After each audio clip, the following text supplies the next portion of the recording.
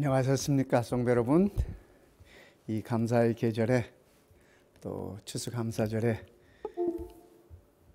가족들끼리 또 좋은 귀한 시간들을 보냈으리라고 여겨집니다.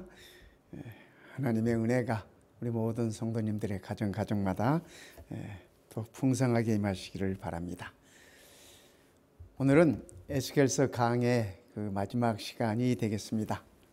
오늘은 에스겔 48장을 통해서 에스겔서 48장을 통해서 오늘 그 에스겔서의 결론 부분을 우리가 함께 살펴보도록 그렇게 하겠습니다. 에스겔서의 중심 메시지는 우리가 한번 이렇게 복습을 하자면, 첫째, 우리의 범죄 때문에 하나님의 심판을 경험하고 있다라고 하는 것이 에스겔서에서 말하는 첫 번째 이 메시지입니다. 중심 메시지입니다.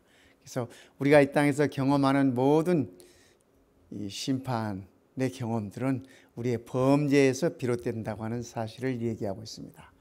하지만 두 번째는 주께서는 반드시 우리들을 회복시켜 주신다고 하는 약속으로 함께하고 있습니다. 그래서 이 에스겔서는 절망의 성경이 아니라 우리들에게 희망과 소망을 안겨주는 그러한 성경인 것입니다. 에스겔 48장은 두 부분으로 나눠져 있습니다. 1절부터 29절까지는 약속한 땅을 분배하는 얘기입니다. 이스라엘 백성들이 처음 여호수아를 따라서 요단강을 건너서 여리고로 입성하고 가나안으로 들어갔을 때 그들이 이 가나안 땅을 분배받았습니다. 그런데 지금 이스라엘 백성들이 바벨론으로 포로로 잡혀가고 70년 후에 돌아왔을 때 다시 그 땅을 분배받을 것이라고 하는 약속을 에스겔서에서는 얘기하고 있습니다. 그리고 30절부터 35절까지는 한 새로운 도시를 소개하고 있습니다. 그래서 그 새로운 도시의 특성들은 어떤 것인지를 우리들에게 알려주면서 우리들의 소망을, 우리들의 시야를 그 소망으로 새로운 도시로 향하도록 그렇게 해주고 있는 것입니다. 12지파에게 땅을 분배한다고 1절부터 29절까지 얘기하고 있는데, 이 땅을 분배한다고 하는 사실은 약속한 땅이 분배된다고 하는 것은 그 땅이 선물이라는 것입니다. 이스라엘 백성들이 처음 가나안에 들어왔을 때 그들이 땅값을 지불하지 않았습니다. 하나님께서 다 예비해 두신 것들을 각 지파별로 나누어 주었던 것입니다. 성도님들께서 보시는 이 지도가 여호수아 당시에 12지파가 땅을 배분받았던 바로 그 모습입니다. 위에 이렇게 조그맣게 이렇게 파랗게 보이는 부분이 갈릴리 호수고, 이 밑에 넓게 파랗게 보이는 부분이 사해바다입니다. 그래서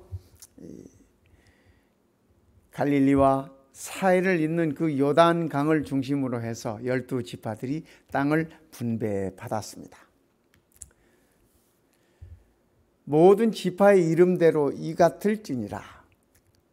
북에서부터 북쪽 끝에서부터 헤들론 길로 말미암아 하맛 어기를 지나서 다메섹 지게에 있는 하사레논까지, 곧 북으로 하맛 지게에 미치는 땅 동편에서 서편까지는 단의 분깃이요. 이 분깃이라고 말을 했죠. 48장에 이 분깃이라는 말이 반복되어서 나옵니다. 각 지파에게 하나님께서 땅을 분깃으로 나누어 주는 것입니다. 뿐만 아니라 29절에는 이것은 너희가 제비 뽑아 이스라엘 지파에게 나누어 주어 기업이 되게 할 땅이요, 또 이것들은 그들의 분깃이니라. 나 주 여호와의 말이니라.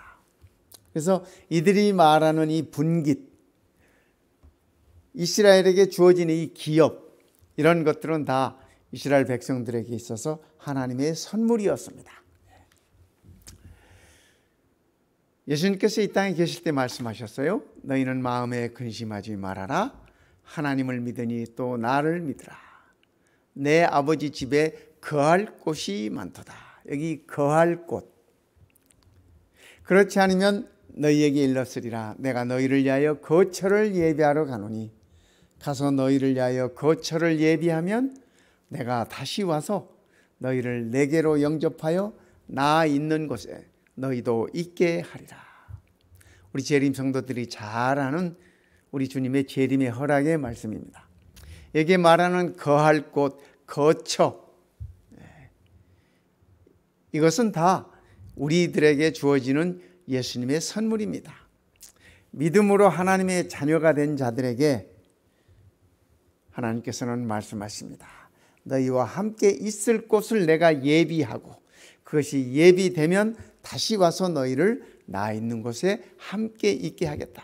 그래서 우리가 있을 곳, 우리의 분깃, 우리의 기업, 그것에 대해서 우리가 한 일이 아무것도 없습니다. 이것은 100% 하나님의 선물인 것입니다. 마치 이스라엘 백성들이 그들의 기업을, 그들의 분깃을 선물로 받았듯이 오늘 우리들에게 하나님께서 우리에게 영원한 분깃을 허락하신다고 약속하고 계시는 것입니다. 너희는 그 은혜에 의하여 믿음으로 말미암아 구원을 받았으니 이것은 너희에게서 난 것이 아니요 하나님의 선물이라. 그러니까 우리가 받은 이 구원은 전적으로 하나님의 선물이라고 하는 얘기입니다. 우리가 무엇을 해서, 우리가 무슨 값을 지불해서가 아니라 하나님께서 그분의 은혜에 의해서 전적으로 우리들에게 선물로 주셨다는 말씀입니다.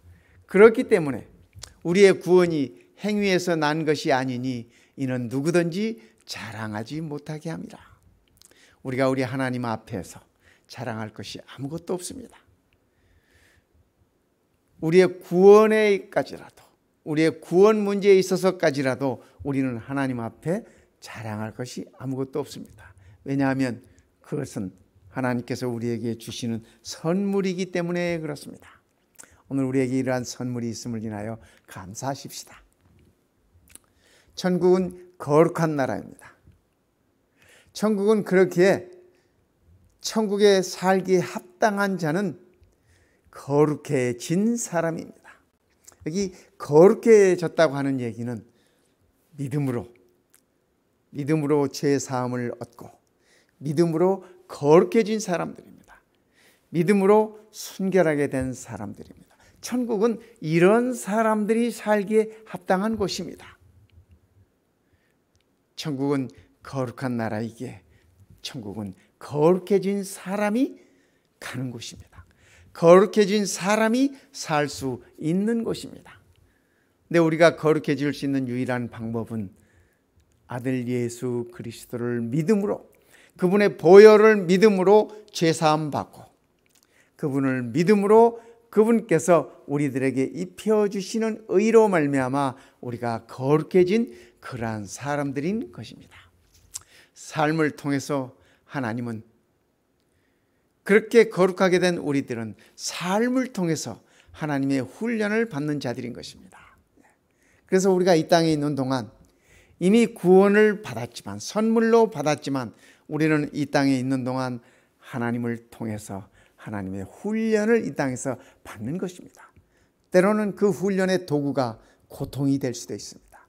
때로는 그 훈련의 과정이 우리들의 힘든 삶일 수도 있습니다. 그러나 이 땅의 삶이 다가 아니기에 하나님께서는 우리를 이 땅에서 훈련시키시고 하나님의 훈련받는 자들을 하늘에 살기에 합당하게 하시는 것을 우리는 알 수 있습니다. 예수님께서 한 번에 이렇게 말씀하셨습니다. 너희는 세상의 소금이니 소금이 만일 그 맛을 잃으면 무엇으로 짜게 하리요? 맛을 잃은 후에는 아무 쓸데없어 다만 밖에 버려져 사람에게 밟힐 뿐이니라. 그러니까 구원을 받은 하나님의 자녀들이 구원받은 하나님의 자녀로서의 모습을 상실하면은 밖에 버려진다라고 말씀하고 계십니다. 구원은 선물로 주어진 것이지만은 그러나 그 구원을 누리기에는 구원받은 자의 삶의 모습이 있다라고 성경은 우리들에게 일러주고 있는 것입니다. 초대 교회들 가운데 고린도 교회가 참 문제가 많았습니다. 문제가 많았어요. 그 고린도 교회를 향해서 바울은 이렇게 말씀하십니다. 불의한 자가 하나님의 나라를 유업으로 받지 못할 줄을 알지 못하느냐. 그러니까 불의한 자는 하나님의 나라를 유업으로 받지 못한다. 이 하나님의 나라는 선물로 주어지는 것인데 불의한 자는 그것을 받을 수 없다라는 얘기입니다. 어떤 사람이 불의한 자인가? 바울은 이렇게 정의하고 있습니다. 예를 들어서 구체적으로 얘기하고 있습니다.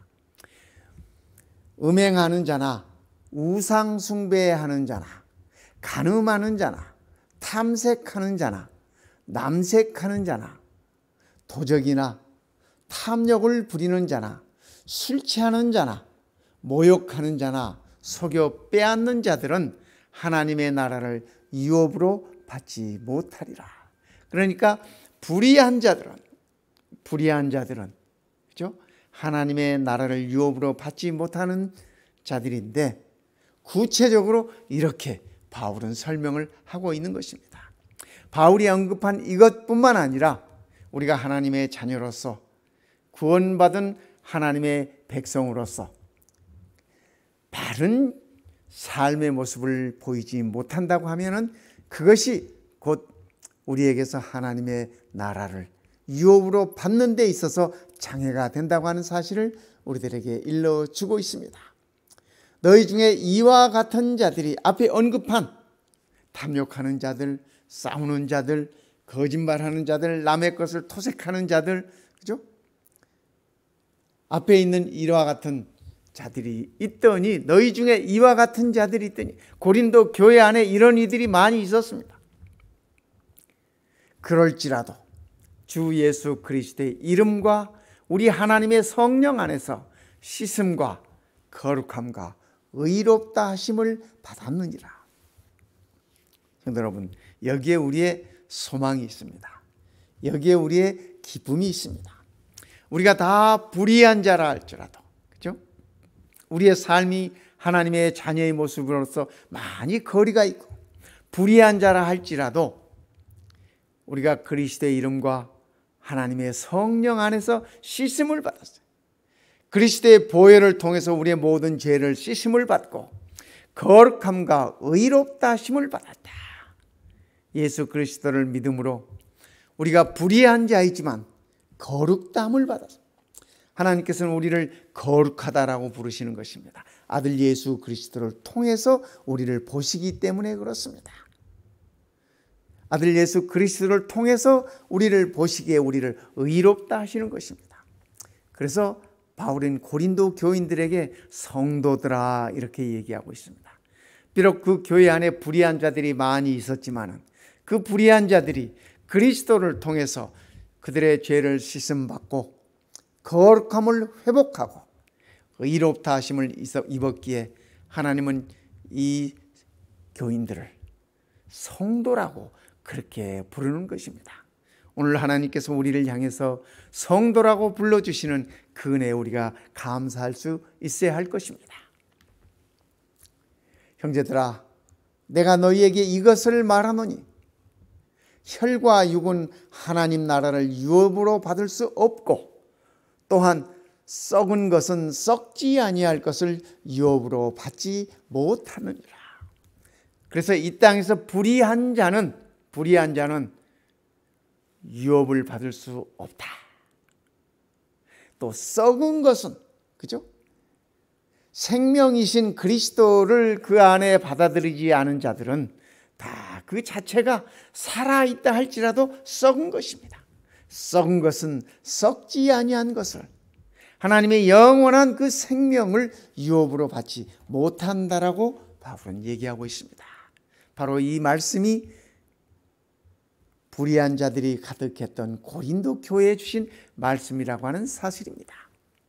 보라, 내가 너희에게 비밀을 말하노니 우리가 다 잠잘 것이 아니요 마지막 나팔의 순식간에 홀연히 다 변화하리니 나팔 소리가 나매 죽은 자들이 썩지 아니할 것으로 다시 살고 우리도 변화하리라.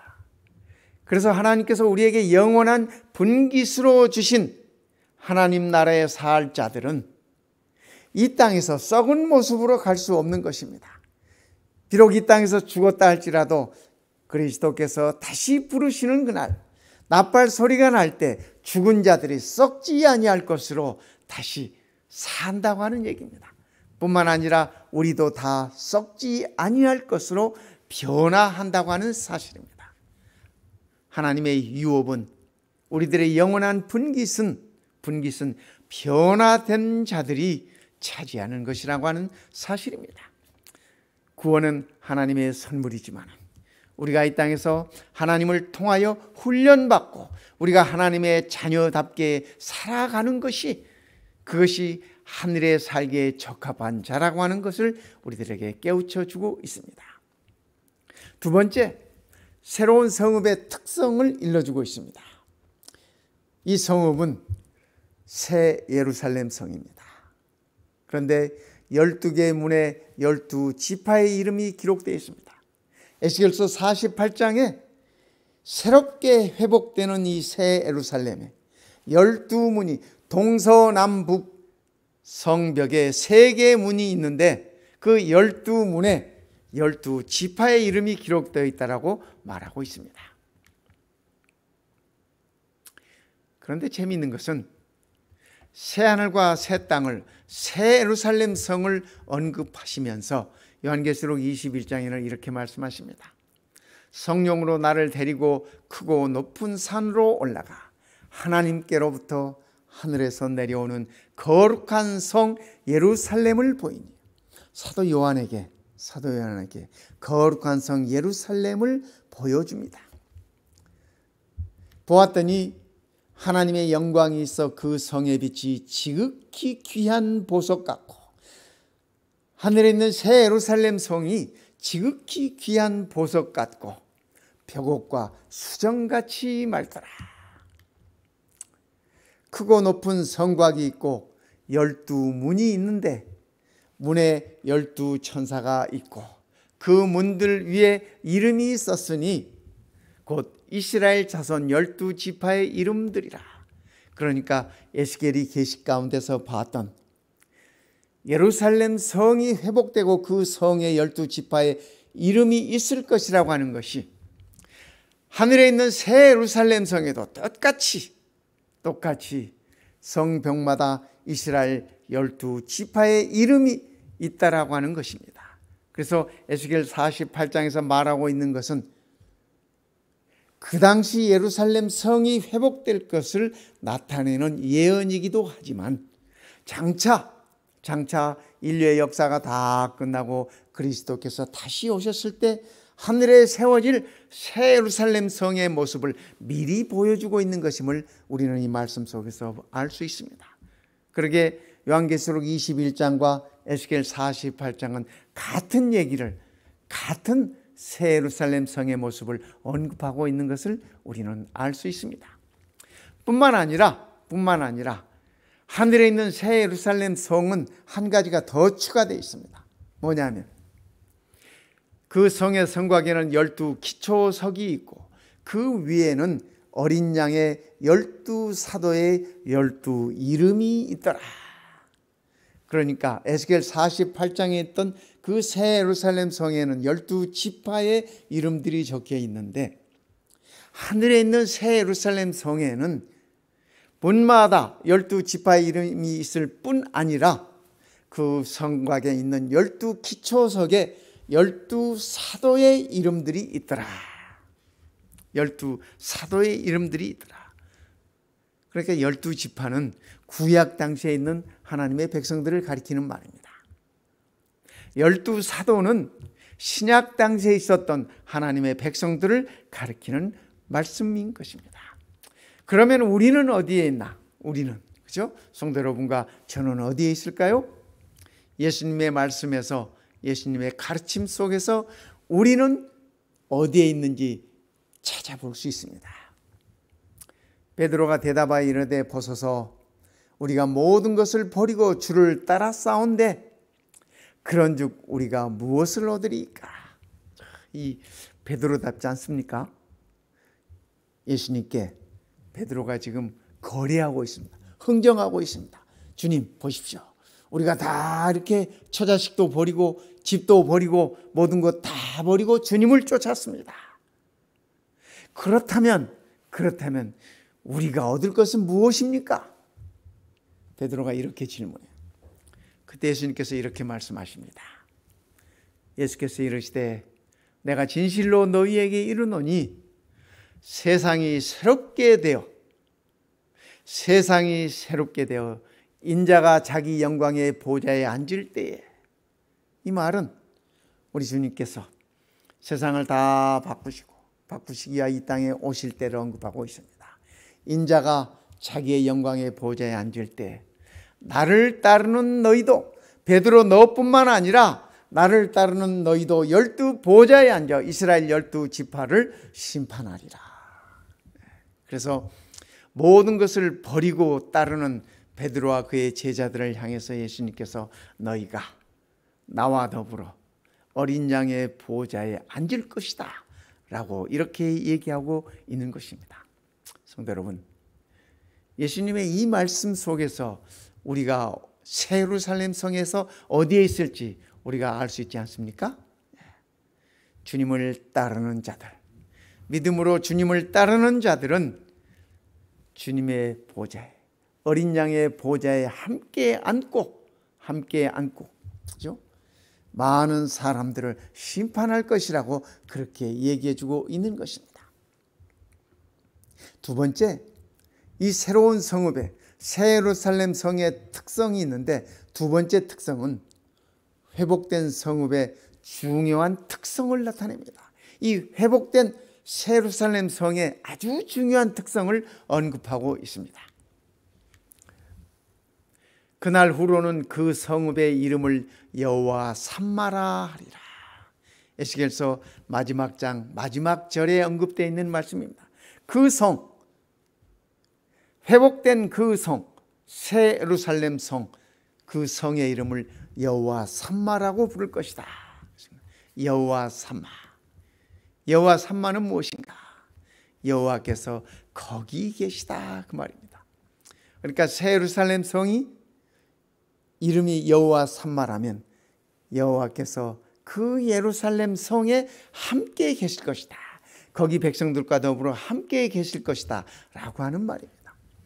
그래서 에스겔서 48장에 말씀하시는 이 새 예루살렘 성의 회복은 포로에서 돌아온 이스라엘 백성들이 이 땅 위에 예루살렘 성을 회복할 것을 1차적으로 언급하고 있습니다. 1차적으로 그것을 가리키는 예언의 말씀입니다.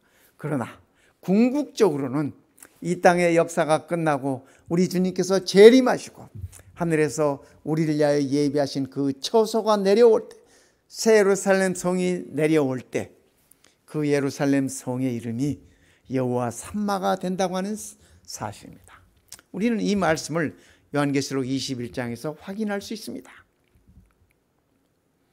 내가 들으니 보좌에서 큰 음성이 나서 이르되 보라, 하나님의 장막이 사람들과 함께 있으며, 여기 하나님의 장막이라고 하는 것은 예수님께서 재림의 허락 가운데서 말씀하셨던 처소입니다. 내가 너희와 함께 거할 처소, 그것이 바로 이 하나님의 장막인 것입니다. 하나님의 장막이 사람들과 함께 있음에, 여기 사람들은 구원받은 백성들입니다. 하나님의 유업을 받은 자들입니다. 영원한 분깃을 선물로 받은 자들입니다. 하나님의 장막이 사람들과 함께 있으며 하나님이 그들과 함께 계시리니 그들은 하나님의 백성이 되고, 새 예루살렘 성에 여호와 삼마라고 하는 이름을 소유한 그 성에서 여호와 하나님께서 우리와 함께 계시겠다고 말씀하고 계시는 것입니다. 하나님은 친히 그들과 함께 계셔서, 그래서 에스겔 48장은 궁극적인 성취는 요한계시록 21장에서 이루어지는 것을 우리는 아는 것입니다.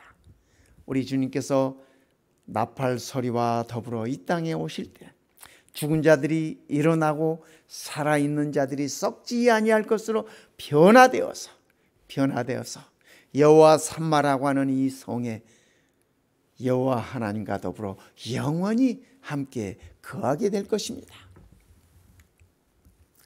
성 안에서 내가 성전을 보지 못하였으니 이는 주 하나님 곧 전능하신 이와 어린 양이 그 성전이십니다.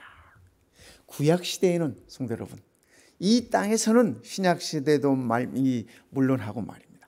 구약시대에는 성전이 이스라엘 백성들의 삶의 중심이었습니다. 신약시대에는 교회가 하나님의 백성들의 삶의 중심이었습니다.